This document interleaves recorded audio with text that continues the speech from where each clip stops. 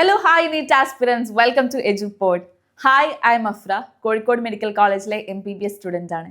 ഇനി വെറും 4 മാസമാണ് നിങ്ങൾക്ക് നീറ്റിന് ബാക്കിയുള്ളത്. നിങ്ങൾ ഇതുവരെ സ്റ്റാർട്ട് ചെയ്തിട്ടില്ലെങ്കിൽ ഇനിയും സ്റ്റാർട്ട് ചെയ്യാനുള്ള സമയമുണ്ട്. നിങ്ങൾ വിചാരിച്ചൊരു സ്കോറിലേക്ക് എത്താനുള്ള സമയമുണ്ട്. പക്ഷെ അതിന് നിങ്ങൾക്ക് വേണ്ടത് ഡിറ്റർമിനേഷൻ ആണ്, കോൺഫിഡൻസ് ആണ്. ക്വസ്റ്റ്യൻസ് ചെയ്യുന്ന സമയത്ത് എനിക്കിത് കിട്ടും എന്നുള്ള ഒരു ചിന്തയാണ്. സോ നിങ്ങൾ പഠിച്ചു തുടങ്ങിയിട്ടുണ്ടെങ്കിൽ നിങ്ങൾക്ക് നല്ല മാർക്ക് വാങ്ങിക്കാൻ പറ്റും. പക്ഷെ ഇതുവരെ പഠിച്ചു തുടങ്ങാത്ത ഒരാളാണെങ്കിൽ ഈ ഒരു വീഡിയോ കണ്ടു കഴിഞ്ഞാൽ നിങ്ങൾക്ക് കറക്റ്റ് മനസ്സിലാവും നിങ്ങൾക്ക് എന്തൊക്കെ ചാപ്റ്റേഴ്സ് പഠിക്കണം, ഏതൊക്കെ ചാപ്റ്റേഴ്സ് പഠിച്ച് പ്ലാൻ ചെയ്യണം എന്നുള്ളത്.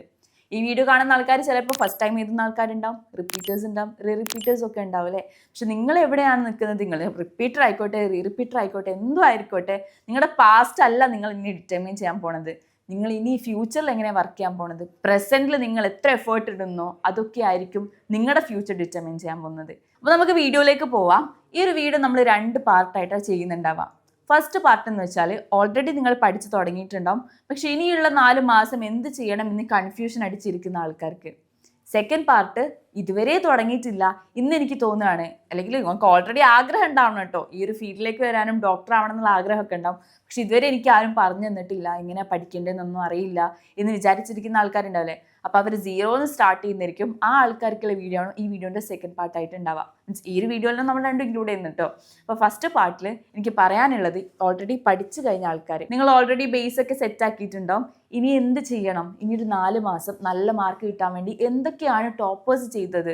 ഞാനൊക്കെ ഞാൻ റിപ്പീറ്ററാണ് കേട്ടോ. ഞാനൊക്കെ എന്താണ് അവസാനത്തെ 4 മാസം ചെയ്തതെന്ന് നിങ്ങൾ അങ്ങനെ ആലോചിക്കുന്നുണ്ടാവില്ലേ. അപ്പം അതിനുള്ളൊരു വീഡിയോ ആണ് നമ്മൾ ചെയ്യുന്നത്. സോ നമ്മൾ പറയാം എന്താണ് 4 മാസം ഞാൻ ചെയ്തത്. ഈ ഒരു സമയം ആകുമ്പോഴേക്ക് ആക്ച്വലി ഞാനൊരു 6 മന്ത്സിലാണ് ഞാൻ എൻ്റെ പ്രിപ്പറേഷൻ സ്റ്റാർട്ട് ചെയ്തിട്ടുണ്ടായിരുന്നത്.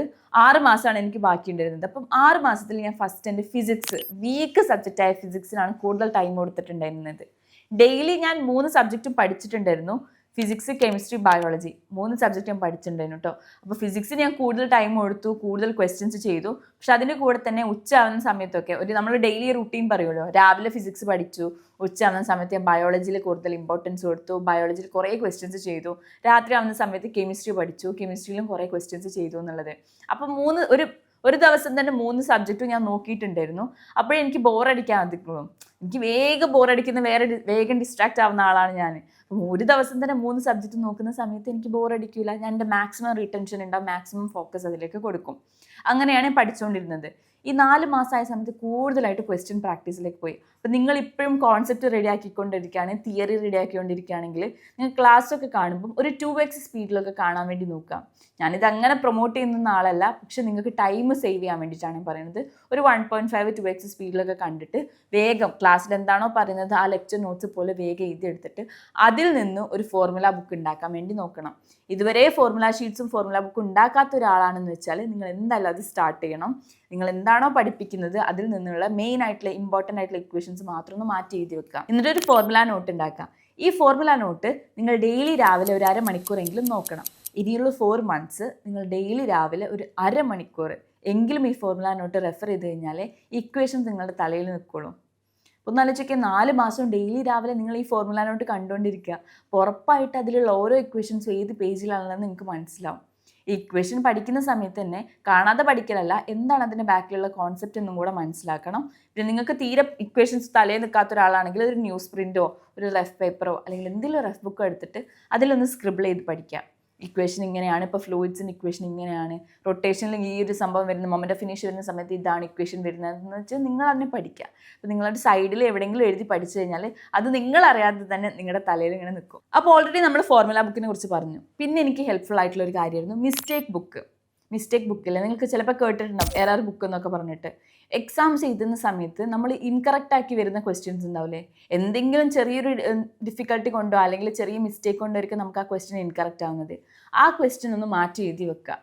ഈ ഒരു ബുക്കിൽ ഞാൻ അങ്ങനെ എനിക്ക് ഇൻകറക്റ്റ് ആയിട്ട് വന്ന ക്വസ്റ്റ്യൻസ് ഒക്കെ എഴുതി വെച്ചിട്ടുണ്ടായിരുന്നു. എന്നിട്ട് അതിൻ്റെ സൊല്യൂഷൻസും ഞാൻ കണ്ടുപിടിച്ച് അടിയിൽ സൊല്യൂഷൻസും എഴുതി വെക്കും. എങ്ങനെയാണ് അതിന് ഇക്വേഷൻ വന്നത്, എങ്ങനെയാണ് അതിൻ്റെ ആൻസർ എത്തിയത് എന്നുള്ളത്. എന്നിട്ട് നെക്സ്റ്റ് എക്സാം എഴുതാൻ പോകുന്ന സമയത്ത്, നെക്സ്റ്റ് മോക്ക് ടെസ്റ്റ് എഴുതാൻ പോകുന്ന സമയത്ത് ഞാൻ വെറുതെ ഈ മിസ്റ്റേക്ക് ബുക്ക് ഒന്ന് എടുത്ത് നോക്കും. അപ്പോൾ എനിക്ക് മനസ്സിലാവും, ഓക്കെ ഞാൻ അന്ന് ഈ ക്വസ്റ്റ്യൻ തെറ്റിച്ചത് ഈ ഒരു പ്രശ്നം കൊണ്ടായിരുന്നു, ഈ ഒരു മിസ്റ്റേക്ക് ആയിരുന്നു, അല്ലെങ്കിൽ ഈ കോൺസെപ്റ്റ് എനിക്ക് മനസ്സിലായില്ല എന്നുള്ളത് മനസ്സിലാവും.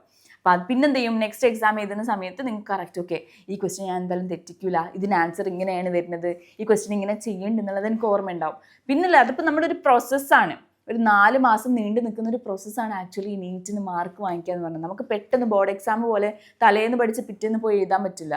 അപ്പോൾ ഒരു 4 മാസം നമ്മൾ ഈ മിസ്റ്റേക്ക് കറക്റ്റ് ചെയ്തു, ഇങ്ങനെ ചെയ്യണം, നമുക്ക് ഈ എറർ വന്നു, അതൊക്കെ ഡിഫിക്കൽട്ടീസൊക്കെ മാറ്റിയിട്ട് നമ്മളൊരു നല്ല മാർക്കിലേക്ക് എത്താണ് ചെയ്യുക. ഞാൻ ഫസ്റ്റ് പറഞ്ഞു formula note, next one mistake book. ഈ റിവിഷൻ ഇല്ലേ, ഫോർമുല നോട്ടിൻ്റെ റിവിഷൻ നമുക്ക് ഡെയിലി ചെയ്തുകൊണ്ടിരിക്കണം കേട്ടോ. മിസ്റ്റേക്ക് ബുക്ക് എന്നാണോ നിങ്ങൾ എക്സാമിന് കയറാൻ പോകുന്നത് ആ എക്സാമിന് മുന്നേ ഒന്ന് മറിച്ച് നോക്കിയാൽ മതി. പിന്നെ നിങ്ങൾ ചെയ്യേണ്ടത് ബാക്ക്ലോഗ്സ് ക്ലിയർ ചെയ്യല. ഈ ബാക്ക്ലോഗ്സ് പറഞ്ഞത് എല്ലാ സ്റ്റുഡൻസിനും പ്രശ്നമാണ്. ഇപ്പം നിങ്ങൾ കണ്ടുകൊണ്ടിരിക്കുന്ന ടോപ്പേഴ്സിൻ്റെ ഒരു പ്രശ്നമായിരുന്നു ബാക്ക്ലോഗ്സ് എന്ന് പറഞ്ഞത്. നിങ്ങൾ എപ്പോഴാണ് ഇത് ക്ലിയർ ചെയ്യേണ്ടതെന്ന് വെച്ചാൽ, നിങ്ങൾ ഒരു ചാപ്റ്റർ ഷെഡ്യൂൾ ഇട്ടു, അല്ലെങ്കിൽ ഒരു ദിവസത്തെ ഒരു ഡെയിലി റുട്ടീൻ നിങ്ങൾ ഷെഡ്യൂൾ ഇട്ടു. അതിൻ്റെ ഇടയിൽ നിങ്ങൾക്ക് ഏത് ചാപ്റ്ററാണോ ബാക്ക്ലോഗ് ആയത് അതും കൂടെ ഒന്ന് കുത്തിക്കയറ്റാൻ വേണ്ടി നോക്കുക. 1 മണിക്കൂർ ആ ബാക്ക്ലോഗ് വന്ന ചാപ്റ്ററിന് കൊടുക്കുക. ഈ ബാക്ക്ലോഗ് വന്ന ചാപ്റ്റർ എങ്ങനെ പഠിക്കേണ്ടതെന്ന് വെച്ചാൽ, എന്തെങ്കിലും ഒരു വീഡിയോ കാണാം. നിങ്ങൾക്കിപ്പോൾ യൂട്യൂബിൽ കുറേ വീഡിയോസ് ഇല്ലേ, കുറേ വീഡിയോസ് അവൈലബിൾ ആണ്, കുറേ റിസോഴ്സസ് അവൈലബിൾ ആണ്. അപ്പോൾ അതിൻ്റെ ഒക്കെ ഒരു കുറച്ച് ഫോർവേഡ് സ്പീഡിലൊക്കെ ഇട്ട് കണ്ടിട്ട് അതിനുശേഷം ചെറിയ നോട്ട്സ് ഒക്കെ ഉണ്ടാക്കിയിട്ട് അതിൽ ഇമ്പോർട്ടൻ്റ് ആയിട്ടുള്ള ഫോർമുലാസ് മാത്രം എഴുതിയെടുത്താൽ മതി. അതിൽ നിന്ന് പിന്നെ കൂടുതലായിട്ട് ക്വസ്റ്റ്യൻസ് ചെയ്യാൻ വേണ്ടി നോക്കുക. അപ്പോൾ ക്വസ്റ്റ്യൻസ് ചെയ്യുന്ന സമയത്ത് നിങ്ങൾക്ക് മനസ്സിലാവും എനിക്ക് ഈ കോൺസെപ്റ്റ് എനിക്ക് അറിയില്ലായിരുന്നു എന്ന് പറഞ്ഞിട്ട് ആ കോൺസെപ്റ്റിലേക്ക് നിങ്ങൾ വീണ്ടും പോയി റെഫർ ചെയ്തോളും. അപ്പോൾ റെഡി ആയിക്കോളും. ആ കോൺസെപ്റ്റ് ഒന്നും കൂടി നോക്കുമ്പോഴത്തേക്ക് നിങ്ങൾക്ക് പിന്നെ അത് റെഡി ആയി. പിന്നെ നിങ്ങൾ വീണ്ടും ക്വസ്റ്റ്യൻ ചെയ്യുന്ന സമയത്ത് നിങ്ങൾക്ക് വീണ്ടും പിന്നെ ഒക്കെ നല്ല മാർക്ക് കിട്ടാൻ തോന്നും, നിങ്ങൾ കോൺഫിഡൻസ് ആവും. പിന്നെ ഇപ്പം കോൺഫിഡൻസ് ആയി കഴിഞ്ഞാൽ പിന്നെ നമ്മൾ ആ ചാപ്റ്റർ എൻ്റെ അടിപൊളി ചാപ്റ്ററാണ്, എനിക്ക് എന്തായാലും ആ ചാപ്റ്റർ എത്തി കഴിഞ്ഞാൽ മാർക്ക് കിട്ടും എന്നുള്ളൊരു ആ ഒരു സന്തോഷം നിങ്ങൾക്ക് ഉള്ളിൽ എന്തായാലും വരും. പിന്നെ നിങ്ങൾക്ക് ഏത് ക്വസ്റ്റ്യൻ വന്നാലും നിങ്ങൾ അത് അറ്റൻഡ് ചെയ്തോളും. നിങ്ങളൊരു ക്വസ്റ്റ്യൻ കാണുന്ന സമയത്ത് 4 ഓപ്ഷൻ കാണുമ്പം അതിൽ 2 നമുക്ക് റൂൾ ഔട്ട് ചെയ്യാൻ പറ്റുന്നുണ്ടെങ്കിൽ നിർബന്ധമായിട്ട് ആ ക്വസ്റ്റ്യൻ അറ്റൻഡ് ചെയ്യണം എന്ന് ഞാൻ പറയാം. ബിക്കോസ് നിങ്ങൾക്ക് മാർക്ക് കിട്ടിയാൽ 4 മാർക്ക് നിങ്ങൾക്ക് എന്തായാലും കിട്ടും. പക്ഷേ 2 നിങ്ങൾക്ക് റൂൾ ഔട്ട് ചെയ്യാൻ പറ്റണം. അല്ല, ഇനി അവസാനത്തെ മന്ത് 3 മന്ത് 4 ആയി. ഈ മന്ത് 3 എന്നൊക്കെ പറഞ്ഞു കഴിഞ്ഞാൽ മാർച്ച് ആയിട്ടുണ്ടാവും. കാരണം നിങ്ങൾക്ക് മെയിലാണ് എക്സാം. ആ സമയത്ത് ഒരു മന്തിൽ 3ന്റെ പകുതിക്ക് മുതൽ നിങ്ങൾ ഫുൾ മോക്ക് ടെസ്റ്റ് ചെയ്താൽ തുടങ്ങണം. ഫുൾ മോക്ക് ടെസ്റ്റ് എന്ന് പറയുന്ന സമയത്ത് ഫിസിക്സ്, കെമിസ്ട്രി, ബയോളജി ഉണ്ടാവും. എല്ലാ ചാപ്റ്റേഴ്സും ഇൻക്ലൂഡഡ് ആയിരിക്കും. മാർക്ക് കുറഞ്ഞോട്ടെ, ഒരു പ്രശ്നമില്ല. ചിലപ്പോൾ ഒരു 300, 200 അല്ലെങ്കിൽ 400 മാർക്കൊക്കെ നിങ്ങൾക്ക് ഉണ്ടാവുള്ളൂ. ബട്ട് സ്റ്റിൽ അതൊരു പ്രശ്നമേ ആക്കേണ്ട ആവശ്യമില്ല. നിങ്ങളത് വീണ്ടും ഇമ്പ്രൂവ് ചെയ്തുകൊണ്ടിരിക്കും. ഞാൻ പണ്ടത്തെ ഒരു 10 ഇയേഴ്സ് മോക്ക് ടെസ്റ്റ് ഒക്കെ എഴുതിക്കൊണ്ടിരിക്കുന്ന സമയത്ത് എനിക്ക് കിട്ടിക്കൊണ്ടിരുന്നത് 300 മാർക്കാണ്. 200, 300, 400 മാർക്കാണ് കിട്ടിക്കൊണ്ടിരുന്നത്. അപ്പം ഞാനിങ്ങനെ ടെൻഷൻ അടിക്കാൻ തുടങ്ങി. 600ന് മുകളിൽ കിട്ടിയിട്ടില്ലെങ്കിൽ എനിക്ക് അഡ്മിഷൻ കിട്ടില്ലല്ലോ എന്നുള്ളത്. പക്ഷെ അന്നത്തെ ക്വസ്റ്റ്യൻ്റെ ലെവൽ അങ്ങനെയായിരുന്നു.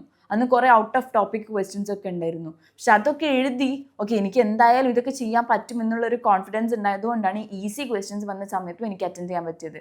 അപ്പോൾ നിങ്ങൾ ആദ്യം ഒരു കുറച്ച് അഡ്വാൻസ്ഡ് ലെവൽ ക്വസ്റ്റ്യൻസ് ഒക്കെ ചെയ്തിട്ടുണ്ടെങ്കിൽ ബിഗിനർ ലെവൽ ക്വസ്റ്റ്യൻസ് വരുന്ന സമയത്ത് നിങ്ങൾക്ക് ഓക്കെ ഇത്രേ ഉള്ളൂ എന്ന് വെച്ചിട്ട് നിങ്ങൾക്ക് സിമ്പിളായിട്ട് എഴുതാൻ പറ്റും. അതുകൊണ്ട് മാക്സിമം മോക്ക് ടെസ്റ്റ്സ് അറ്റൻഡ് ചെയ്യുക.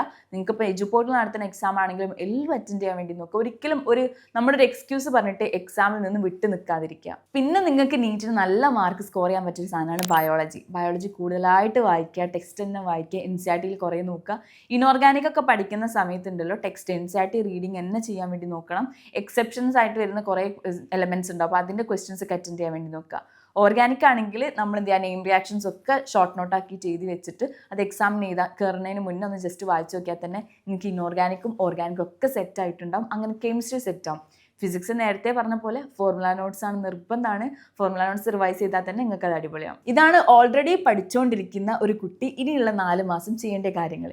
പക്ഷെ ഇനി ഞാൻ പറയാൻ പോകുന്നത് 0യിൽ നിന്ന് സ്റ്റാർട്ട് ചെയ്യുന്നൊരു സ്റ്റുഡൻറ്റ് ഇതുവരെ പഠിച്ചിട്ടില്ല, പക്ഷെ ഇപ്പോൾ തോന്നുകയാണ് എനിക്ക് നീറ്റിനൊന്ന് ട്രൈ ചെയ്ത് കഴിഞ്ഞാൽ എനിക്ക് എൻ്റെ മാക്സിമം എഫേർട്ട് ഞാൻ ഇട്ടിട്ടുണ്ടെങ്കിൽ എനിക്കൊരു മാർക്ക് എത്തിക്കാൻ പറ്റുമെന്ന് തോന്നുന്ന കുട്ടി ഇന്ന് വിചാരിക്കുകയാണ് എനിക്ക് പഠിക്കാൻ തുടങ്ങണമെന്ന് വിചാരിക്കുകയാണ്. നിങ്ങൾ എന്തൊക്കെ ചെയ്യണമെന്നാണ് ഇനി ഞാൻ പറയാൻ പോകുന്നത്.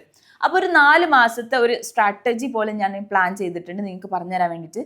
ഫിസിക്സ്, കെമിസ്ട്രി, ബയോളജി 3 സബ്ജക്റ്റിലെയും ചാപ്റ്റേഴ്സ് ഞാൻ ഇങ്ങനെ കൊടുത്തിട്ടുണ്ട്. അപ്പം അതിൽ നിന്ന് നിങ്ങൾക്ക് പറ്റുന്ന ചാപ്റ്റേഴ്സ് ഇപ്പം വേണമെങ്കിൽ നിങ്ങൾക്ക് ഇത് മാറ്റാം, നിങ്ങൾക്ക് നിങ്ങളെ പോലെ ഷെഡ്യൂൾ ഉണ്ടാക്കാം. പക്ഷെ ഞാൻ ജസ്റ്റ് ഒന്ന് പറഞ്ഞുതരാം. എൻ്റെ ഒരു ഡെയിലി റുട്ടീൻ ആദ്യം ഞാൻ പറഞ്ഞുതരാം. രാവിലെ ഒരു 5:30ക്കാണ് ഞാൻ എണീക്കുക. അപ്പോൾ 5:30 to ഒരു 6:30 എന്നുള്ള സമയം ഞാൻ ഫിസിക്സിന് വേണ്ടിയിട്ടാണ് കൊടുത്തിട്ടുണ്ടായിരുന്നത്. അതിൽ തന്നെ ഫസ്റ്റ് പാർട്ട് 5:30 to 6 എന്നുള്ളത് റിവിഷന് വേണ്ടി കൊടുത്തു. 6:30 വരെ എന്നുള്ളത് ഞാൻ തിയറിക്ക് വേണ്ടി കൊടുത്തു. പിന്നെ ഒരു 6:30 to 7:30 ഞാൻ ക്വസ്റ്റ്യൻ പ്രാക്ടീസിനാണ് കൊടുത്തത്. എനിക്ക് എന്തായാലും 1 മണിക്കൂർ ക്വസ്റ്റ്യൻ പ്രാക്ടീസിന് വേണ്ടിയിരുന്നു. അപ്പോൾ ആ സമയം ഞാൻ ക്വസ്റ്റ്യൻ പ്രാക്ടീസിന് കൊടുത്തു. അതിനുശേഷം ഇപ്പം നിങ്ങൾക്ക് ക്ലാസ് അറ്റൻഡ് ചെയ്യാനുണ്ടെങ്കിൽ ക്ലാസ് അറ്റൻഡ് ചെയ്യാം. ഒരു എനിക്ക് പറയുന്നത് ഒരു 8 to 4 വരെയൊക്കെ നിങ്ങൾക്ക് ക്ലാസ് ഉണ്ടെങ്കിൽ ക്ലാസ് അറ്റൻഡ് ചെയ്യാം. ഇനി അങ്ങനെയല്ല ഓൺലൈൻ പഠിക്കുന്ന സ്റ്റുഡൻസ് ആണെങ്കിൽ ഒരു 8 to 1 വരെയൊക്കെ 1, 2 അല്ല അത്ര സമയം വരെ നിങ്ങൾ ക്ലാസ് കണ്ടാൽ മതി. ബാക്കി പിന്നെയും നമ്മൾ ക്വസ്റ്റ്യൻ പ്രാക്ടീസിലേക്ക് വരണം. ഈ ഉച്ചക്ക് ഫുഡ് കഴിച്ച് കഴിഞ്ഞാൽ നമുക്ക് എല്ലാവർക്കും ഉറക്കം വരുന്ന സമയമല്ലേ. അപ്പം ഞാൻ ആ സമയത്ത് ആക്ച്വലി ബയോളജി ക്വസ്റ്റ്യൻസ് ആണ് ചെയ്യുക. ബയോളജി ചെയ്യുന്ന സമയത്ത് നമുക്ക് അധികം ബ്രെയിൻ യൂസ് ചെയ്യേണ്ട ആവശ്യമില്ല. അപ്പോൾ ഞാൻ എന്ത് ചെയ്യും, ബയോളജിയിൽ കുറേ ക്വസ്റ്റ്യൻസ് ചെയ്യും, നമുക്ക് വേഗം ആൻസർ കിട്ടും. അപ്പോൾ ഞാൻ ഭയങ്കര ഹാപ്പി ആവും, ഞാൻ ഭയങ്കര കോൺഫിഡൻറ്റ് ആവും. അപ്പം അങ്ങനെ ബയോളജിക്ക് വേണ്ടിയിട്ട് ഉച്ചക്കത്തെ സമയം കൊടുക്കുക. ഇനി രാത്രി ആവുന്ന സമയത്താണെങ്കിൽ അതിനിടയ്ക്ക് ബ്രേക്കൊക്കെ എടുക്കാം കേട്ടോ. ബയോളജി കഴിഞ്ഞിട്ട് നിങ്ങൾക്ക് കെമിസ്ട്രീന് മുന്നിൽ ബ്രേക്ക് എടുക്കാം. രാത്രി ആവുന്ന സമയത്ത് കെമിസ്ട്രിക്ക് വേണ്ടി കൊടുക്കുക. കെമിസ്ട്രി 3 മണിക്കൂർ പഠിക്കണം. ഞാൻ ആദ്യം പറഞ്ഞുതരാം, കെമിസ്ട്രി 3 മണിക്കൂറാക്കിയിട്ട് പഠിക്കുക. അതിൽ ഫസ്റ്റ് 1 അവർ എന്നുള്ളത് ഫിസിക്കൽ കെമിസ്ട്രിക്ക് കൊടുക്കുക. ഫിസിക്കൽ കെമിസ്ട്രി പറയുമ്പോൾ ഈ കെമിക്കൽ ഇക്വിലിബ്രിയം വരും, പിന്നെ മോൾ കോൺസെപ്റ്റ്, അറ്റോമിക് സ്ട്രക്ചർ, ഇതൊക്കെ ഫിസിക്കൽ കെമിസ്ട്രിയാണ്. അപ്പോൾ ഫിസിക്കൽ കെമിസ്ട്രിക്ക് 1 മണിക്കൂർ കൊടുക്കുക. ബാക്കി 45 മിനിറ്റ്സ് നിങ്ങൾ ഇൻഓർഗാനിക്കിനും കൊടുക്കണം, 45 മിനിറ്റ്സ് ഓർഗാനിക്കിനും കൊടുക്കണം. പിന്നെ ഒരു 30 മിനിറ്റ്സ് നിങ്ങൾ ക്വസ്റ്റ്യൻ പ്രാക്ടീസിന്, പ്രീവിയസ് ഇയർ ക്വസ്റ്റ്യൻ പ്രാക്ടീസിന് വേണ്ടി കൊടുക്കുക. അങ്ങനെ മിക്സ് ആക്കി പഠിച്ചു കഴിഞ്ഞാൽ നിങ്ങൾക്കൊരു ഐഡിയ കിട്ടും. ഓക്കെ, ഇതിങ്ങനെ കണക്ട് ചെയ്ത് പഠിക്കാനും പറ്റും. കെമിസ്ട്രിയിൽ തന്നെ നിങ്ങൾക്ക് പാരലായിട്ട് കണക്ട് ചെയ്ത് പഠിക്കും. ഓക്കെ, ഇനിയിപ്പോൾ ഞാനൊരു എന്തൊക്കെ ചാപ്റ്റേഴ്സ് നിങ്ങൾ മന്ത് 1 പഠിക്കണം, മന്ത് 2 പഠിക്കണം, 3 4 നിങ്ങൾ എന്ത് ചെയ്യണം എന്നുള്ളതാണ് ഞാൻ പറഞ്ഞുതരാൻ പോകുന്നത്. സ്റ്റാർട്ടിങ് ഫ്രം ബയോളജി മന്ത് 1 എന്ന് പറഞ്ഞാൽ നിങ്ങൾ ജനുവരിയിൽ സ്റ്റാർട്ട് ചെയ്യാണ്. ഈ ഡിസംബറിൽ തന്നെ ട്രാക്കിൽ കയറാൻ വേണ്ടി ശ്രമിക്കണം. ബയോളജി മന്ത് 1 നിങ്ങൾ സ്റ്റാർട്ട് ചെയ്യുകയാണെങ്കിൽ ഫസ്റ്റ് നിങ്ങൾ നോക്കേണ്ടത് diversity in the living world. Living world chapter ഉണ്ട്, ബയോളജിക്കൽ ക്ലാസിഫിക്കേഷൻ ചാപ്റ്റർ ഉണ്ട്. അതെന്തായാലും നിർബന്ധമായിട്ട് പഠിക്കാം. സെക്കൻഡ് ചാപ്റ്റർ പറയുമ്പോൾ പ്ലാൻ കിങ്ഡം, പിന്നെ ആനിമൽ കിങ്ഡം. ഈ പ്ലാൻ കിങ്ഡം, ആനിമൽ കിങ്ഡം ഒക്കെ പഠിക്കാൻ വേണ്ടി കുറേ ടൈം എടുക്കുമെന്ന് എനിക്ക് നന്നായിട്ട് അറിയാം. ഞാൻ തന്നെ അതിൻ്റെ എക്സാമ്പിൾസ് പഠിക്കാൻ വേണ്ടി കുറേ കഷ്ടപ്പെട്ടിട്ടുണ്ട്. പക്ഷേ മന്ത് 1 തന്നെ നിങ്ങൾ ഈ കുറച്ച് ഡിഫിക്കൽട്ട് ചാപ്റ്റേഴ്സിന് കുറച്ച് എക്സ്ട്രാ ടൈം കൊടുത്തിട്ടുണ്ടെങ്കിൽ ബാക്കിയുള്ള മാസങ്ങൾക്ക് ക്വസ്റ്റ്യൻ പ്രാക്ടീസിലേക്ക് ഫോക്കസ് ചെയ്യാൻ പറ്റും. അങ്ങനെ നിങ്ങൾക്ക് മാർക്ക് കൂട്ടാൻ പറ്റുള്ളൂ.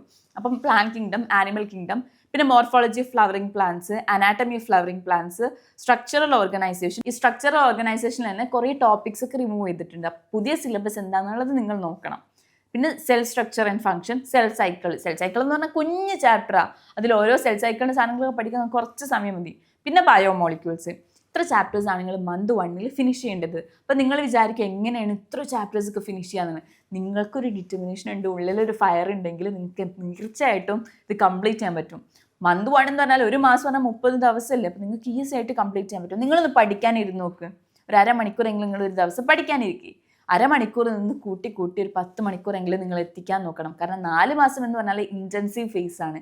നിങ്ങൾ നിർബന്ധമായിട്ടും കുറേ സമയം ഇരുന്ന് പഠിക്കേണ്ട ഫേസാണ്. ഫിസിക്സിൽ നോക്കുകയാണെങ്കിൽ യൂണിറ്റ്സ് ആൻഡ് ഡയമെൻഷൻസ് അറിയാലോ, ഫസ്റ്റ് ചാപ്റ്റർ ആണെങ്കിൽ. അപ്പോൾ കോർ സ്ട്രെങ്ത് അല്ലെങ്കിൽ ഫൗണ്ടേഷൻ നിങ്ങൾ ബിൽഡ് ചെയ്യുകയാണെങ്കിൽ ഫസ്റ്റ് യൂണിറ്റ്സ് ആൻഡ് ഡയമെൻഷൻ നോക്കണം. പിന്നെ കൈനമെറ്റിക്സ് പറയുമ്പോൾ അതിൽ മോഷൻ്റെ സ്ട്രേറ്റ് ലൈൻ, മോഷൻ്റെ പ്ലെയിൻ ഒക്കെ വരും.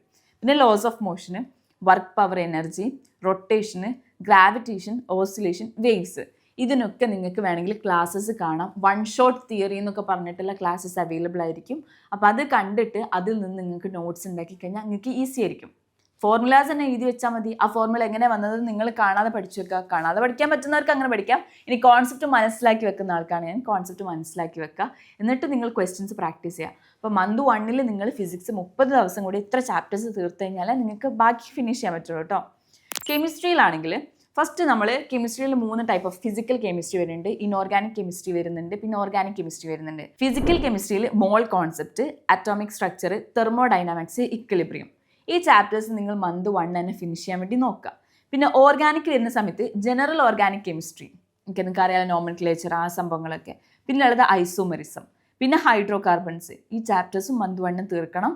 പിന്നെ ഇൻഓർഗാനിക് വരുമ്പോൾ periodic table, chemical bonding.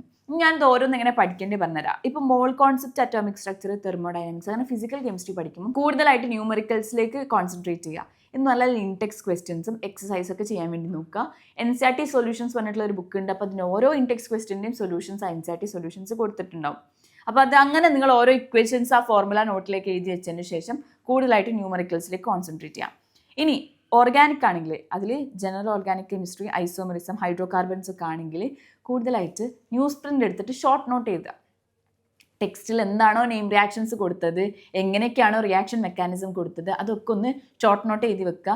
Completely NCERT reading ആണ് നല്ലതെന്ന് ഞാൻ പറയാം. NCERT കുറേ വായിക്കുന്നതായിരിക്കും നല്ലത്. അപ്പോൾ +2 NCERT ഒക്കെ നന്നായിട്ട് വായിക്കണം. അതിലെ നെയിം റിയാക്ഷൻസ് ഷോർട്ട് നോട്ട് ആക്കിയിട്ട് എഴുതി വെക്കുക. ഇനിയുള്ളത് പീരിയോഡിക് ടേബിളും കെമിക്കൽ ബോണ്ടിങ്ങും. എനിക്ക് തോന്നുന്നു ഏറ്റവും കൂടുതൽ കുട്ടികൾ എന്നോട് ചോദിക്കുന്ന ക്വസ്റ്റ്യൻ എങ്ങനെയാണ് ഇൻഓർഗാനിക് പഠിക്കുക എന്നുള്ളതാണ്. നമ്മൾ പഠിച്ചതായിരിക്കില്ലല്ലോ എക്സാമിന് ചോദിക്കുന്ന ക്വസ്റ്റ്യൻസ്. അപ്പോൾ പീരിയോഡിക് ടേബിൾ നിങ്ങൾക്ക് ഇഷ്ടമുള്ള നിമോണിക്സ് വെച്ച് നിങ്ങൾക്ക് പഠിക്കാം. കുറേ നിമോണിക്സ് ഉണ്ടല്ലോ, നമുക്ക് റിലേറ്റബിൾ ആയിട്ട് തോന്നുന്ന നിമോണിക്സ് വെച്ച് പഠിക്കാം. പിന്നെ അതന്നെ ടെക്സ്റ്റ് ബുക്കിലാണ് കൂടുതലായിട്ട് കോൺസെൻട്രേറ്റ് ചെയ്യേണ്ടത്, ഹൈലൈറ്റ് ചെയ്ത് വെക്കുക. എക്സെപ്ഷൻസ് വരുന്ന സാധനങ്ങളൊക്കെ നിങ്ങൾക്ക് ക്വസ്റ്റ്യൻ ചെയ്യുന്ന സമയത്ത് കിട്ടും. ഓൾറെഡി പ്രീവിയസ് ഇയർ ചോദിച്ച എക്സെപ്ഷൻസ് തന്നെ ഇനിയും ചോദിക്കാൻ പോകുന്നുള്ളൂ, അല്ലാതെ പുതിയ എലമെന്റ് ഒന്നും ഉണ്ടാക്കാൻ പോകുന്നില്ലല്ലോ ഇപ്പം. അപ്പോൾ സ്വന്തമായിട്ട് നിങ്ങൾ എന്ത് ചെയ്യുക, ആ എക്സെപ്ഷൻസ് ഒക്കെ കണ്ടുപിടിക്കുക, എന്നിട്ട് ക്വസ്റ്റ്യൻസ് ചെയ്യുക. അതൊന്നാവുന്ന സമയത്ത് അത് നോട്ട് ചെയ്ത് വെക്കണം കേട്ടോ. പിന്നെ നിങ്ങൾ എന്ത് ചെയ്യുക, എക്സാമിന് എഴുതാൻ പോകുന്ന സമയത്ത് വീണ്ടും ആ നോട്ട് ചെയ്ത് വെച്ച സാധനങ്ങളൊന്ന് റിവൈസ് ചെയ്താൽ മതി. Moving on two month 2. ഇപ്പോൾ ബയോളജിയിലെ 2ാമത്തെ മാസം നമ്മൾ നോക്കുകയാണെങ്കിൽ പ്ലാന്റ് ഫിസിയോളജി കുറച്ച് ലോങ് ആണെന്ന് അറിയാം, പക്ഷെ ഫസ്റ്റ് റീഡിങ്ങിലൊക്കെ നിങ്ങൾക്ക് അത് പ്രശ്നം ഉണ്ടാവുള്ളൂ, പിന്നെ വായിക്കുന്ന സമയത്ത് പ്രശ്നം ഉണ്ടാവില്ല. അപ്പോൾ മാക്സിമം ഇതിൽ ബാക്ക്ലോഗ് അടിക്കാതെ നിങ്ങളൊന്ന് ഫോക്കസ് ചെയ്ത് പഠിക്കണം കേട്ടോ. ഹ്യൂമൻ ഫിസിയോളജി എല്ലാവർക്കും ഇഷ്ടമുള്ള കാര്യമാണ്. ഹ്യൂമൻ ഫിസിയോളജി ഇഷ്ടമുള്ളതുകൊണ്ടാണല്ലോ നിങ്ങളെല്ലാവരും നീറ്റ് എടുക്കുന്നത് തന്നെ, മീൻസ് MBBS എടുക്കുന്നതും ഡോക്ടർ ആവാൻ വിചാരിക്കുന്നതൊക്കെ. അപ്പോൾ ഹ്യൂമൻ ഫിസിയോളജി പഠിക്കുമ്പോൾ റിലേറ്റ് ചെയ്ത് പഠിക്കാൻ നോക്കുക, കണക്ട് ചെയ്ത് പഠിക്കുക. എങ്ങനെയാണ് നമ്മുടെ ബോഡി വർക്ക് ചെയ്യുന്നത്, നമ്മുടെ ഹാർട്ട് എങ്ങനെയാണ് വർക്ക് ചെയ്യുന്നത്, നമ്മൾ ഓരോ മെക്കാനിസം, ബ്രെയിൻ എങ്ങനെയാണ്, ബ്രെയിൻ ഫങ്ഷൻസ് എങ്ങനെയാണ്, ന്യൂറൽ കോർഡിനേഷൻ എങ്ങനെയാണെന്നൊക്കെ നിങ്ങൾ തന്നെ ഒരു റിലേറ്റ് ചെയ്ത് പഠിക്കാൻ വേണ്ടി നോക്കുക, കണക്ട് ചെയ്ത് പഠിക്കുക. പിന്നെ reproduction in plants, reproduction in animals, genetics എനിക്കറിയാം കുറച്ച് ലെങ്തി ആയിട്ടുള്ള ചാപ്റ്ററാണ്, പക്ഷെ സ്റ്റിൽ അതിലുള്ള കോൺസെപ്റ്റ് നിങ്ങൾക്ക് അറിയുകയാണെങ്കിൽ ഒരു പ്രാവശ്യം നിങ്ങൾ പഠിച്ചിട്ടുണ്ടെങ്കിൽ പിന്നെ നിങ്ങൾക്ക് മറന്നുപോകില്ല. അതൊക്കെ ഒരു കുറച്ച് ഇൻട്രസ്റ്റിംഗ് ആയിട്ടുള്ള ചാപ്റ്ററാണ്. ഇതും നിങ്ങൾക്ക് ക്ലാസ് റെഫർ ചെയ്തിട്ട് പഠിക്കാം കേട്ടോ. ഇനി 2ാമത്തെ മാസത്തെ ഫിസിക്സ് നോക്കുകയാണെങ്കിൽ ഇലക്ട്രോസ്റ്റാറ്റിക്സ്, നമ്മൾ +2 അങ്ങ് കടന്നു. Electrostatics, current electricity, magnetism and matter, EMI + AC. ഈ മാഗ്നറ്റിസം എന്ന് പറയുമ്പോൾ മാഗ്നറ്റിസത്തിലെ എല്ലാ ചാപ്റ്ററും കൂട്ടണം കേട്ടോ. പിന്നെ EMI + AC, ഒപ്റ്റിക്സ്. ഇന്ന ചാപ്റ്റേഴ്സൊക്കെ ആണ് നിങ്ങൾ 2ാമത്തെ മാസത്തിൽ പഠിക്കേണ്ടത്. അപ്പോൾ ഇതിനാണ് സമയത്ത് നിങ്ങൾക്ക് എന്തൊരു കോർ സ്ട്രെങ്തനിങ് ചാപ്റ്റേഴ്സ് ആണ്. നമ്മൾ ഓൾറെഡി ഫൗണ്ടേഷൻ ഉണ്ടാക്കി, ഇനി കോർ സ്ട്രെങ്തനിങ്ങിലേക്കായി. ഇത് നിങ്ങൾക്ക് കൂടുതലായിട്ട് ഫോർമുല നോട്ട്സ് ഉണ്ടാക്കാം. ഫോർമുല ഒക്കെ നോക്കി റിവൈസ് ചെയ്തതിന് ശേഷം കൂടുതലായിട്ട് ക്വസ്റ്റ്യൻസ് ചെയ്യാം. മിനിമം ഒരു 100 ക്വസ്റ്റ്യൻ എങ്കിലും ഒരു ചാപ്റ്ററിന് ചെയ്യണം, എന്നാലും നിങ്ങൾക്ക് ആ കോൺസെപ്റ്റ് ക്ലിയർ ആവുള്ളൂ. അപ്പോൾ ഒരു ചാപ്റ്ററിൽ ഒരു 200, 300 നിങ്ങൾ എക്സാമൊക്കെ എഴുതി കഴിയുമ്പോഴേക്ക് നിങ്ങൾക്ക് വേണമെങ്കിൽ 500, 600 ക്വസ്റ്റ്യൻസ് ഒക്കെ നിങ്ങൾ ചെയ്തിട്ടുണ്ടാവും പെർ ചാപ്റ്റർ. അത് നിങ്ങൾ അറിയാതെ തന്നെ നിങ്ങൾ ചെയ്തോളും. ഇനി കെമിസ്ട്രിയിൽ ഏതൊക്കെ പഠിക്കേണ്ടതെന്ന് വെച്ചാൽ solutions, electro chemistry, chemical kinetics, ഇത് 3ഉം ഫിസിക്കൽ കെമിസ്ട്രിയാണ് കേട്ടോ. Halo alkanes, halo arenes, alcohol, phenol, ether, aldehyde and ketone, carboxylic acid, amines, ഇതെല്ലാം വരുന്നത് ഓർഗാനിക്കിലാണ്. ഇത് ഞാൻ പറഞ്ഞ പോലെ നിങ്ങൾക്ക് എന്ത് ചെയ്യാം, ന്യൂസ് പ്രിന്റിൽ ഷോർട്ട് നോട്ടീസ് എഴുതി ഉണ്ടാക്കിയിട്ട് അത് എക്സാമിന് കയറുന്നതിന് മുന്നൊന്ന് വായിച്ചാൽ തന്നെ റെഡിയാവും. കുറച്ച് ക്വസ്റ്റ്യൻസും ചെയ്യണം കേട്ടോ, എന്നാലേ റിയാക്ഷൻ മെക്കാനിസം മനസ്സിലാവുള്ളൂ. പിന്നെ ഇനോർഗാനിക്കിൽ വരുന്നത് SPDF ബ്ലോക്സ് അല്ലേ. അതിപ്പോൾ നിങ്ങൾക്ക് പഠിക്കാൻ വേണ്ടി ഇനോർഗാനിക് നേരത്തെ പറഞ്ഞ പോലെ NCERT റീഡിങ് നിർബന്ധമാണ്. അതിൻ്റെ കൂടെ എക്സെപ്ഷണൽ കേസ് മനസ്സിലാവാൻ വേണ്ടിയിട്ട് ക്വസ്റ്റ്യൻസും ചെയ്യാം. പിന്നെ കോർഡിനേഷൻ കോമ്പൗണ്ട്സ്, ഇതൊക്കെ നിങ്ങൾക്ക് കുറച്ച് ന്യൂമോണിക്സ് ഒക്കെ വെച്ച് പഠിച്ചാൽ തന്നെ ഈസി ആയിട്ട് പഠിക്കാൻ പറ്റും. ഇനി 3ാമത്തെ മാസത്തിൽ ബയോളജി. അപ്പോൾ നമ്മൾ ഏകദേശം ഇങ്ങനെ കംപ്ലീറ്റ് ചെയ്യാൻ പോവാണ് കേട്ടോ. എവല്യൂഷന്, ബയോടെക്നോളജി, എക്കോളജി ഞാൻ നേരത്തെ പറഞ്ഞിട്ടുണ്ടായിരുന്നു. നിങ്ങൾ കുഞ്ഞ് സ്പൈറൽ നോട്ടിൽ എക്കോളജിനുള്ള കുഞ്ഞു സാധനങ്ങൾ, ഈ പോയിന്റ് ഡെസിമിൽ വരുന്ന കുറേ സാധനങ്ങളുണ്ട്. പിന്നെ ഓരോ ഇൻവെൻഷൻസ്, പിന്നെ ഓരോ സയൻറ്റിസ്റ്റുകളുടെ പേരുകൾ, അങ്ങനെയൊക്കെയുള്ള കാര്യങ്ങൾ നിങ്ങൾ ആ കുഞ്ഞ് സ്പൈറൽ നോട്ടിൽ എഴുതി വെക്കുക. എക്സാമിന് കയറുന്നതിന് മുന്നേ ജസ്റ്റ് ഒന്ന് റെഫർ ചെയ്യുക. എന്ന് കഴിഞ്ഞാലേ നിങ്ങൾക്ക് ആ ഒരു ഐഡിയ കിട്ടുള്ളൂ. ഓക്കെ, എക്സാമിന് കയറുമ്പോൾ ഈ സംഭവമാണ് വരുന്നത്, ഈ ന്യൂമറിക്കൽസ് ആണ് ഇവിടെ വരുന്നത് നിങ്ങൾക്ക് മനസ്സിലാവും. പിന്നെ human health and disease, microbes in human welfare, ഇതൊക്കെ ടെക്സ്റ്റ് വായിച്ചാൽ കിട്ടുന്ന സാധനമാണ്. ഹെൽത്ത് ആൻഡ് ഡിസീസ് കുറച്ച് ലെങ്തി ആയിട്ടുള്ള ചാപ്റ്ററാണ്, പക്ഷെ അത് നിങ്ങൾ പഠിച്ചിട്ടുണ്ടെങ്കിൽ നിങ്ങൾക്ക് MBBSലും നിങ്ങൾക്ക് ഈസി ആയിട്ട് ചാപ്റ്റേഴ്സ് പഠിക്കാൻ പറ്റും. അതൊരു MBBS +2 തമ്മിലുള്ള ഒരു ലിങ്ക് ആയിട്ടാണ് എനിക്ക് തോന്നുന്നത് ഹെൽത്ത് ആൻഡ് ഡിസീസ് പറഞ്ഞ ചാപ്റ്റർ. ഇനി മന്ത് 3 ഫിസിക്സ് ഏതൊക്കെ ചാപ്റ്റർ ആണല്ലേ, മോഡേൺ ഫിസിക്സ്, ഡുവൽ നേച്ചർ എന്നൊക്കെ പറഞ്ഞ ചാപ്റ്ററിൽ അതൊക്കെ. പിന്നെ atoms and nuclei, semi conductors, ഇവിടെ നിങ്ങൾ ഹീറ്റ് ആൻഡ് തെർമോഡൈനാമിക്സും ഫ്ലൂയിഡ് മെക്കാനിക്സും കൈനറ്റിക് തിയറിയും കൂടി ഇൻക്ലൂഡ് ചെയ്യണം. മന്ത് 3 ഞാൻ എന്തുകൊണ്ടാണ് ഫിസിക്സിൽ ഇത്രയും ചാപ്റ്റേഴ്സ് ഇട്ടുന്നുള്ളത് നിങ്ങൾക്ക് ഇപ്പം മനസ്സിലാവും കേട്ടോ. കാരണം കെമിസ്ട്രിയിൽ നിങ്ങൾക്ക് പ്രാക്ടിക്കൽ കെമിസ്ട്രിയും ബയോമോളിക്യൂൾസും മാത്രമേ നോക്കാൻ ബാക്കിയുള്ളൂ. ബാക്കിയുള്ളതൊക്കെ ഏകദേശം സെറ്റ് ആയിട്ടുണ്ട്. പക്ഷേ ഈ സമയത്താണ് നിങ്ങൾ ഇനോർഗാനിക്കിനും ഓർഗാനിക്കിനും NCERT വീണ്ടും വായിച്ചുകൊണ്ടിരിക്കേണ്ടത്. അപ്പോൾ ഫിസിക്സിൽ അത്രയും ചാപ്റ്റേഴ്സ് കൂടുന്ന സമയത്ത് കെമിസ്ട്രിയിൽ നിങ്ങൾക്ക് ചാപ്റ്റേഴ്സ് കുറവാണ്. NCERT കുറച്ചും കൂടി റിവൈസ് ചെയ്യാൻ വേണ്ടി നോക്കുക, NCERT ഫുൾ റിവിഷൻ നടക്കാൻ വേണ്ടി നോക്കണം. പ്രാക്ടിക്കൽ കെമിസ്ട്രിയും ബയോമോളിക്യൂൾസ് ഒക്കെ നിങ്ങൾ നോക്കണം കേട്ടോ. അതൊക്കെ ഈസി ആയിട്ട് സ്കോർ ചെയ്യാൻ പറ്റുന്ന ചാപ്റ്റേഴ്സ് ആണ്. നമ്മൾ വിചാരിക്കും അയ്യോ എത്ര കുഞ്ഞു ചാപ്റ്റർ അല്ലേ എന്നൊക്കെ വിചാരിച്ച് തള്ളിക്കളയും. പക്ഷേ ഈസി ആയിട്ട് സ്കോർ ചെയ്യാൻ പറ്റുന്ന ചാപ്റ്റേഴ്സ് ആണ് അതൊക്കെ. ഇനി 4ാമത്തെ മാസം എന്ന് പറയുമ്പോൾ ഏപ്രിൽ ആയിട്ടുണ്ട്, മെയിലാണ് നിങ്ങൾക്ക് എക്സാം വരുന്നത്. ഈ ഏപ്രിലിൽ നിങ്ങൾ completely previous year questions, mock test ഒക്കെ ചെയ്യണം. NCERT ഫുള്ളായിട്ട് റിവൈസ് ചെയ്യണം. NCERTയിൽ വായിക്കാൻ പറ്റുന്നതൊക്കെ ഒക്കെ വായിക്കുക. എല്ലാ ഡയഗ്രാംസിൻ്റെ അടിയിലും കുഞ്ഞു കുഞ്ഞു സാധനങ്ങൾ എഴുതിയിട്ടുണ്ടാകും, അതൊക്കെ റെഫർ ചെയ്യണം. അതിൻ്റെ കൂടെ തന്നെ നിങ്ങൾ എന്ത് ചെയ്യണം, പ്രീവിയസ് ഇയർ ക്വസ്റ്റ്യൻസ് ചെയ്യണം. ബയോളജി ആവുന്ന സമയത്ത് മിനിമം 20 ഇയേഴ്സ്, പ്രീവിയസ് 20 ഇയേഴ്സ് നോക്കണം. ഫിസിക്സും കെമിസ്ട്രി ആകുമ്പോൾ ഒരു 10 ഇയേഴ്സ് നോക്കിയാൽ മതി എന്നാണ് ഞാൻ പറയുന്നത്. കാരണം അതിൻ്റെ മുന്നൊക്കെ നോക്കുമ്പോൾ കുറേ വേണ്ടാത്ത സാധനങ്ങളൊക്കെ നിങ്ങൾക്ക് കാണാൻ പറ്റും. പിന്നെ അത് ചെയ്തിട്ട് ആൻസർ കിട്ടിയില്ലെങ്കിൽ നിങ്ങൾക്ക് തന്നെ കോൺഫിഡൻസ് ഇല്ലാണ്ടാവും. അപ്പം 4ാമത്തെ മാസം കംപ്ലീറ്റ്ലി റിവിഷനും മോക്ക് ടെസ്റ്റും NCERT റീഡിങ്ങുമായിട്ട് ബയോളജി മൂവ് ചെയ്യണം. ഇനി ഫിസിക്സ് ആണെങ്കിലോ, ഫിസിക്സിൽ കുറേ ക്വസ്റ്റ്യൻസ് ചെയ്യണം. ഫോർമുല റിവിഷൻ, നിങ്ങൾ ഓൾറെഡി എല്ലാ ചാപ്റ്ററിനും ഫോർമുലാസ് എഴുതി വെച്ചിട്ടുണ്ടാവുമല്ലോ എന്ന് ഞാൻ പ്രതീക്ഷിക്കുന്നു. അപ്പോൾ ആ ഫോർമുലാസ് ഒക്കെ നിങ്ങൾ റിവൈസ് ചെയ്യാൻ വേണ്ടി നോക്കണം. ഇനി ക്വസ്റ്റ്യൻസ് ചെയ്യുന്ന സമയത്തോ മോക്ക് ടെസ്റ്റ് ചെയ്യുന്ന സമയത്തോ നിങ്ങൾക്ക് മനസ്സിലാവും നിങ്ങളുടെ വീക്ക് ഏരിയാസ് ഏതാണെന്നുള്ളത്. അപ്പോൾ നിങ്ങളുടെ വീക്ക് ഏരിയാസ് സ്ട്രെങ്തൻ ചെയ്യുക. അത് വീണ്ടും ആ ചാപ്റ്റർ ഫസ്റ്റ് മുതലേ പോയി പഠിക്കലല്ല, ഏത് ക്വസ്റ്റ്യൻ ആണോ തെറ്റത് ആ കോൺസെപ്റ്റിൻ്റെ ഒരു വീഡിയോ കാണുക, എന്നിട്ട് അതിൽ നിന്ന് നോട്ട്സ് ഉണ്ടാക്കിയിട്ട് ചെയ്യാൻ വേണ്ടി നോക്കുക. അതിൽ നോട്ട്സ് ഉണ്ടാക്കുക, എന്നിട്ട് അത് റിവൈസ് ചെയ്യുക, വീണ്ടും ക്വസ്റ്റ്യൻസ് ചെയ്ത് നോക്കുക, റെഡി ആവേണ്ടി നോക്കണം. അപ്പം അങ്ങനെ വേണം നിങ്ങൾ ഫിസിക്സ് പഠിക്കാണ്ട്. അല്ലാതെ ഫസ്റ്റ് മുതലേ പഠിച്ചു കഴിഞ്ഞാൽ പിന്നെ നിങ്ങളെ കുറേ ടൈം പോവാണ് ചെയ്യുക. പിന്നെ നിങ്ങൾക്ക് അത് എന്ത് ചെയ്യുമോ, എനിക്ക് ടൈമില്ല ഇനി എന്താ ചെയ്യാന്നൊക്കെ വിചാരിച്ചിരിക്കും. ഇനി കെമിസ്ട്രിയിലാണെങ്കിൽ അവസാനത്തെ chemistry month 4 കെമിസ്ട്രിയിൽ NCERT inorganic daily വായിക്കുക. ഡെയിലി P ബ്ലോക്കും S ബ്ലോക്കും F ബ്ലോക്കും ഒന്ന് ജസ്റ്റ് ഒന്ന് മറിച്ച് നോക്കിയാൽ മതി. D ബ്ലോക്ക് ഒക്കെ ഉണ്ടല്ലോ, കുറേ ക്വസ്റ്റ്യൻസ് ഒക്കെ വരുന്ന സമയത്ത് ഞാൻ വിചാരിച്ചത് ഇതൊക്കെ ഇങ്ങനെ ചെയ്യാന്ന്. പക്ഷെ അവസാനമായ സമയത്ത് NCERT വായിച്ച് അതങ്ങ് സെറ്റായി. ഇപ്പം NCERT റീഡിങ് നിർബന്ധമാണ്. അവസാനമാവുന്ന സമയത്ത് നിങ്ങൾ ഓരോന്നിങ്ങനെ വായിക്കും. ഓക്കെ, ഇനോർഗാനിക്കിൽ ഇങ്ങനെയാണ്, എക്സെപ്ഷൻ ഇങ്ങനെയാണെന്നൊക്കെ നോക്കിയിട്ട് ചെയ്യാം. ഇനി ഓർഗാനിക് ആണെങ്കിൽ റിയാക്ഷൻസ് ഒക്കെ റിവൈസ് ചെയ്യണം. ഞാൻ ആ ഷോർട്ട് നോട്ട് എഴുതി വെക്കാൻ പറഞ്ഞില്ലേനോ, ആ ന്യൂസ് പ്രിന്റിൽ. അപ്പം അതെടുത്ത് ഇങ്ങനെ റിവൈസ് ചെയ്യുക, ഓരോ നെയിം റിയാക്ഷൻസ് റിവൈസ് ചെയ്യുക, എങ്ങനെയൊക്കെയാണ് റിയാക്ടിവിറ്റി ഓർഡർ വരുന്നത് എന്നുള്ളതൊക്കെ നോക്കി അത് വീണ്ടും വീണ്ടും റിവൈസ് ചെയ്തുകൊണ്ടിരിക്കണം. മോക്ക് ടെസ്റ്റ് നിർബന്ധം. ഫുൾ മോക്ക് ടെസ്റ്റ് എഴുതി കഴിഞ്ഞാൽ ഇനോർഗാനിക്കും ഫിസിക്കലും ഓർഗാനിക്കും ഒക്കെ നിങ്ങൾക്ക് മിക്സ് ചെയ്തിട്ട് എഴുതാൻ പറ്റുള്ളൂ. നിങ്ങൾക്ക് കിട്ടുന്ന ഒരു ക്വസ്റ്റ്യൻ പേപ്പറിൽ ഫസ്റ്റത്തെ ക്വസ്റ്റ്യൻ ഇനോർഗാനിക് ആവാം, ഓർഗാനിക് ആവാം, സെക്കൻഡത്തെ ക്വസ്റ്റ്യൻ ഫിസിക്കൽ ആവാം. അപ്പം നിങ്ങൾ എന്ത് ചെയ്യണം, നിങ്ങളുടെ ബ്രെയിൻ ആക്ടിവിറ്റി അങ്ങനെ ആക്കിക്കൊണ്ടിരിക്കണം. നമുക്ക് ആദ്യം ഇനോർഗാനിക് വന്നാലും സെക്കൻഡ് ഓർഗാനിക് എഴുതാൻ പറ്റുന്ന രീതിയിൽ റെഡി ആക്കിക്കൊണ്ടിരിക്കണം. ലാസ്റ്റ് എനിക്ക് പറയാനുള്ളത് പ്രീവിയസ് ഇയർ ക്വസ്റ്റ്യൻസ് നിർബന്ധം. എന്നാലേ നിങ്ങൾക്ക് മനസ്സിലാവും ക്വസ്റ്റ്യൻ മാസ്റ്റർ എങ്ങനെയാണ് ചിന്തിക്കുന്നത്, എങ്ങനെയായിരിക്കും ആ ക്വസ്റ്റ്യൻ മാസ്റ്റർ ക്വസ്റ്റ്യൻ ഇടാൻ പോണത്, ഈ വർഷം എങ്ങനെയായിരിക്കും വരിക എന്നുള്ളത് മനസ്സിലാവുള്ളൂ. ഇതൊക്കെയാണ് ഒരു 4 മാസം ഇതുവരെ സ്റ്റാർട്ട് ചെയ്യാത്തൊരു കുട്ടി ചെയ്യേണ്ട കാര്യം. നിങ്ങൾക്ക് ആദ്യം ഉണ്ടായിരിക്കുന്ന കാര്യം എന്താ അറിയോ, കോൺഫിഡൻസ്. എനിക്ക് നീറ്റ് കിട്ടും, എനിക്ക് MBBS പഠിക്കാൻ പറ്റും, ഭാവിയിൽ ഒരു ഡോക്ടറായിട്ട് എനിക്ക് നടക്കാൻ പറ്റും എന്നുള്ളൊരു കോൺഫിഡൻസ് നിങ്ങൾ വേണം.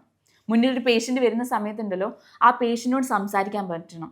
നിങ്ങൾ കൈൻഡായി ആ പേഷ്യൻറ്റിൻ്റെ പ്രശ്നം എന്താണെന്ന് മനസ്സിലാക്കി അയാളോട് സംസാരിക്കാനുള്ളൊരു കഴിവ് നിങ്ങൾക്ക് ഉണ്ടെന്ന് നിങ്ങൾ മനസ്സിലാക്കണം. അങ്ങനെ ആഗ്രഹമുള്ള ആൾക്കാരാണെങ്കിൽ എന്തായാലും ഇവിടെ എത്തിപ്പെടാൻ പറ്റും. അപ്പം ഓൾ ദി ബെസ്റ്റ്. ഭാവിയിൽ കോഴിക്കോട് മെഡിക്കൽ കോളേജിലൊക്കെ നിങ്ങളെ ജൂനിയേഴ്സ് ആയിട്ട് കാണട്ടെ.